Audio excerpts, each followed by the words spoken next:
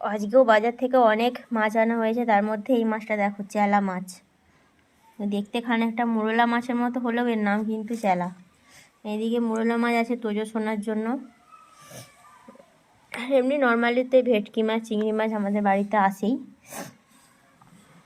কিন্তু এই যে ছোট ছোট পুঁটি মাছগুলো, এই দেখো, এই যে ছোট ছোট পুঁটি মাছ, আর একটা আছে এই যে ফলের বাচ্চা, এটা হচ্ছে এই যে ফলুয়ের বাচ্চা।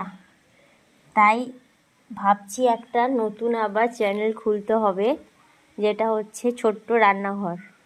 তাতে এরকম বাপি ছোট ছোট মাছ আনলে রান্না হবে। তোমরা কমেন্ট করে জানাও তো এই রান্নাঘরের চ্যানেলটা খুললে ঠিক হবে কি না।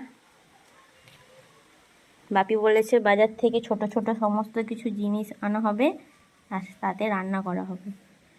এই দেখো, এই দুটো ছোট পুঁটি আছে।